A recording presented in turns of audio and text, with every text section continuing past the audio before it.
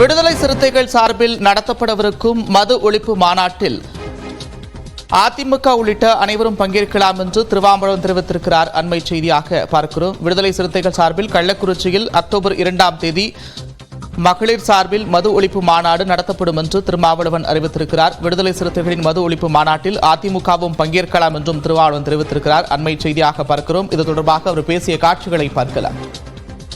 அனைத்து கட்சிகளுமே இதுல உடன்பட்டு நிற்கிறோம் திமுக உட்பட அப்படிங்கிறீங்க. ஆனா தயக்கம் என்னன்னு கேட்கிறீங்க. அந்த தயக்கம் யாரு? திமுகவுக்கா?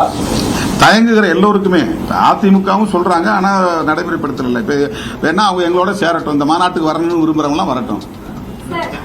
அதிமுக கூட வந்து பங்கேற்கலாம், அதிமுக கூட வரலாம், எந்த கட்சியும் வரலாம், எல்லா கட்சியும் வரலாம். மது ஒழிப்பில் உடன்பாடு உள்ள அனைவரும் ஒரே மேடையில் நிற்க வேண்டிய தேவை இருக்கிறது. இது நாட் ஃபார் எலெக்ஷன். இதை எலெக்ஷனோட நீங்க சம்பந்தப்படுத்தவே வேண்டாம். எங்களை பொறுத்தவரையில் தேர்தல் கூட்டணி அல்லது தேர்தல் அரசியல் என்கிற நிலைப்பாடு முற்றிலும் வேறானது. மக்களுடைய பிரச்சனைக்காக நாங்கள் எந்த சக்திகளோடும் எக்ஸப்ட் மதவாத சாதியவாத சக்திகளை விட தவிர இதுலையும் கூட அவங்களோட எங்களால் இணைய முடியாது.